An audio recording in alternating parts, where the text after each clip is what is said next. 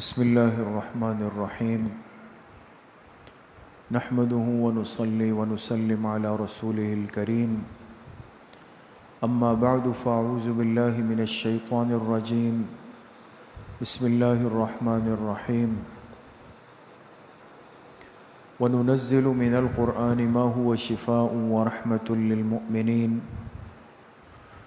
وقال رسول الله صلى الله عليه وسلم القرآن حجة لك أو عليك صدق الله وصدق رسوله النبي الكريم اللهم صل على سيدنا ومولانا محمد وعلى آل سيدنا ومولانا محمد وبارك وسلم۔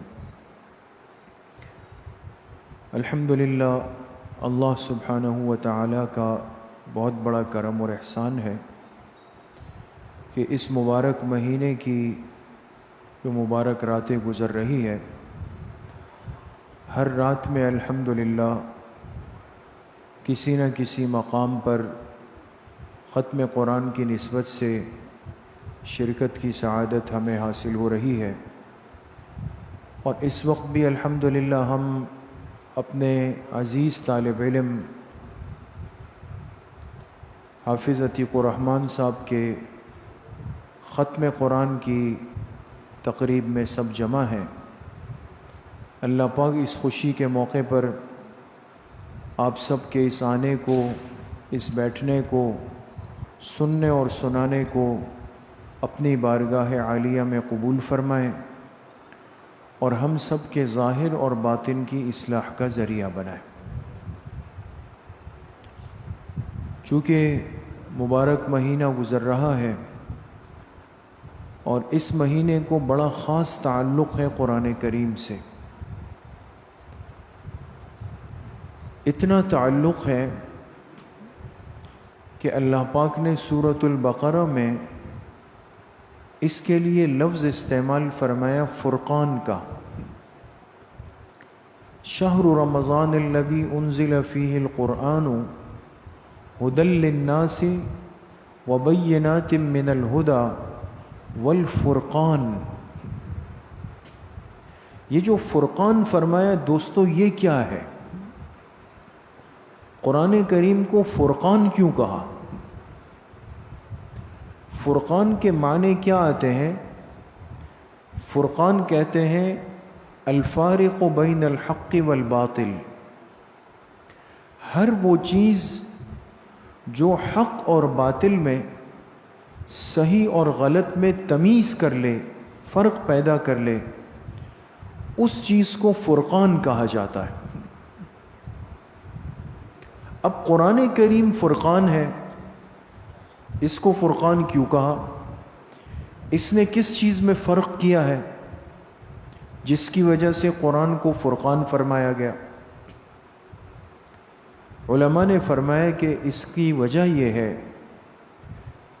کہ اس مبارک مہینے میں جس میں یہ قرآن اترا ہے، یہ قرآن کریم فرق ظاہر کر دیتا ہے، ہر انسان کو کھلی آنکھوں دکھا دیتا ہے کہ تمہیں اگر دیکھنا ہو، سمجھنا ہو کہ میں کہاں ہوتا ہوں، کہاں نہیں ہوتا، کس کے دل میں جاتا ہوں، کس کے دل میں نہیں جاتا، کس کی عبادت گاہ میں ہوتا ہوں، کس کی عبادت گاہ میں نہیں ہوتا، کس کے نصیب میں آتا ہوں اور کس کے نصیب میں نہیں آتا، تو آؤ رمضان کے مہینے میں یہ قرآن فرقان بن جاتا ہے، اور یہ واضح کر کے تمہیں بتا دے گا کہ اس قرآن کریم کو کس کے سینے میں جگہ ملتی ہے اور کس کا سینہ اس سے محروم ہو جاتا ہے۔ یہ قرآن فرقان بن کے تمہیں بتا دے گا کہ کس کے ہاں اس کی تلاوت تمہیں نظر آتی ہے اور کون اس کی تلاوت سے، اس کی عبادت سے محروم بیٹھا ہوا ہے۔ یہ قرآن تمہیں رمضان کے مہینے میں بتا دے گا کہ کون اس کو کھڑے ہو کر 20 رکعت تراویح میں پڑھتا ہے اور کون ہے جس کے ہاں تراویح عبادت ہی نہیں ہے۔ یہ قرآن کریم قرآن رمضان میں فرقان بن کے تمہیں بتا دے گا کہ وہ کون سے خوش نصیب لوگ ہیں جو اس قرآن کریم کی عزت کرنا بھی جانتے ہیں، اس کو مقام دینا بھی جانتے ہیں، اس کی عظمت کو بھی سمجھتے ہیں، اس کی تلاوت کو بھی سعادت سمجھتے ہیں، جو اپنی نیند کو، اپنے آرام کو، اپنی راحت کو اس قرآن کے لیے قربان کر کے ساری رات کھڑے ہو کر اس کی تلاوت کے اندر مشغول ہو جاتے ہیں۔ یہ مطلب ہے فرقان کا۔ تو الحمدللہ ہمیں اس پر اللہ کا کروڑہ شکر ادا کرنا چاہیے۔ لوگ کون ہیں؟ فرمایا اشراف امتی، میری امت کا سب سے معزز طبقہ وہ ہے حملۃ القرآن، جن کے سینے قرآن کی نعمت سے بھر گئے، جن کے پاس قرآن کی سعادت موجود ہے، جن کی زبان قرآن کی تلاوت سے معطر ہے، قرآن کی تلاوت سے آباد ہے۔ تو یہ مہینہ قرآن کریم سے ایک خاص نسبت رکھتا ہے، ایک خاص تعلق رکھتا ہے۔ تو ہمیں بحیثیت ایک مسلمان اور بحیثیت ایک طالب علم ہونے کے اس مہینے میں کثرت سے تلاوت قرآن پاک کی عادت بنانی چاہیے۔ آرام تو باقی 11 مہینوں میں بھی کیا ہے، باقی تفریحات، کھانے پینے کے معاملات وہ تو باقی پورا سال چلیں اور آگے پھر چلیں گے، لیکن اس مہینے کی حفاظت ہو جائے۔ اور اس کی حفاظت کا ایک بڑا ذریعہ کیا ہے کہ ہم قرآن کریم کی کثرت سے تلاوت کرنے والے بن جائیں۔ جو حافظ ساتھی ہیں، جو تراویح سے فارغ ہو گئے، ہوتا یہ ہے کہ جب جلدی ختم قرآن ہو جاتا ہے تو بعض دفعہ شیطان سستی غالب کر دیتا ہے۔ وہ کہتا ہے یار بس اب تو بوجھ ختم ہو گیا، اب کیا، اب ایک پارہ بھی تلاوت نہیں ہو رہی۔ تو ایسا نہیں ہے۔ ہمارے بزرگ ہیں قاضی ارشد الحسینی صاحب دامت برکاتہم، اٹک میں حضرات ہیں، بہت بڑے سلسلے سے، بڑا خاندان ہے۔ حضرت مولانا سید حسین احمد مدنی رحمۃ اللہ علیہ کے شاگردوں میں ان کے والد صاحب حضرت قاضی محمد زاہد الحسینی صاحب رحمۃ اللہ علیہ تھے۔ تو بڑے اللہ والے لوگ ہیں۔ تو قاضی ارشد صاحب دامت برکاتہم بیان فرما رہے تھے، تو ان کے ہاں ختم قرآن 29ویں شب کو ہوتا ہے۔ 29ویں شب کا کیا مطلب ہے کہ جس نے 29ویں شب کو ختم کر لیا تو اب اس کے پاس رمضان کے کتنے دن باقی ہوں گے؟ ایک دن باقی ہے نا، ایک دن باقی۔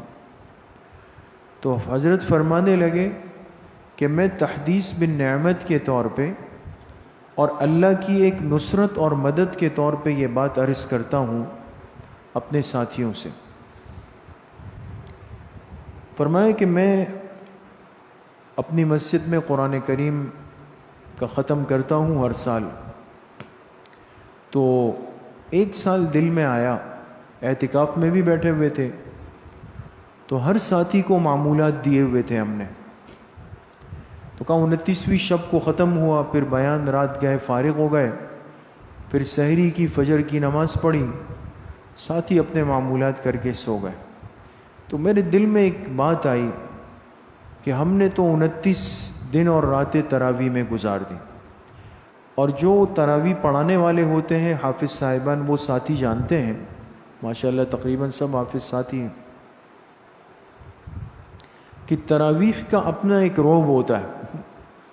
جب تک تراویح چل رہی ہوتی ہے تو افطاری، سحری، کھانا پینا یہ اتنی آسانی سے ہضم نہیں ہوتا دوست۔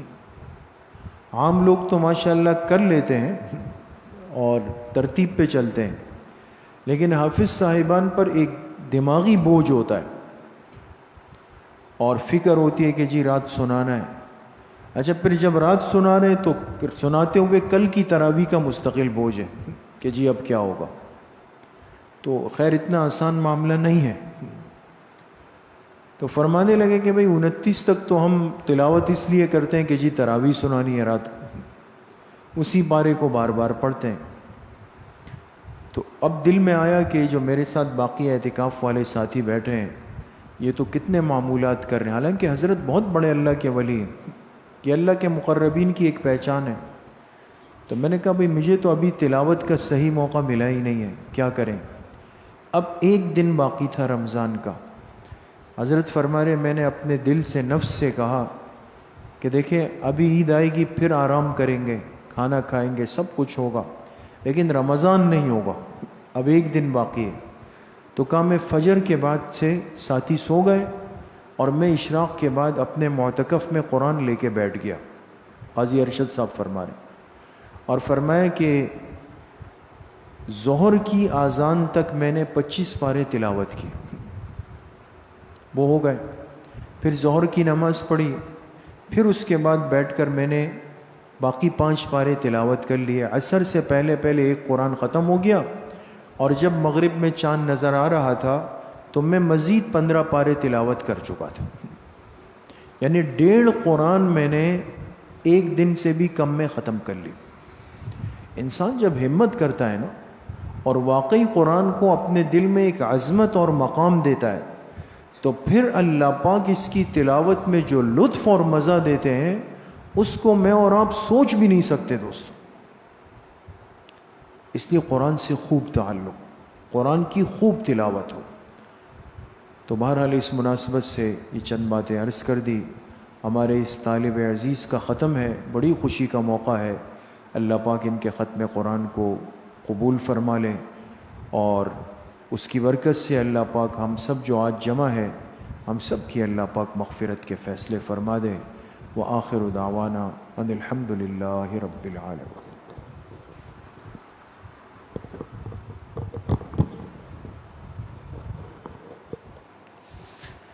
الحمد لله رب العالمين والعاقبة للمتقين والصلاة والسلام على خير خلقه محمد وآله وأصحابه أجمعين۔ ربنا ظلمنا أنفسنا وإن لم تغفر لنا وترحمنا لنكونن من الخاسرين۔ ربنا آتنا في الدنيا حسنة وفي الآخرة حسنة وقنا عذاب النار۔ اللهم آنس وحشتنا في قبورنا، اللهم ارحمنا بالقرآن العظيم واجعله لنا إماما ونورا وهدى ورحمة۔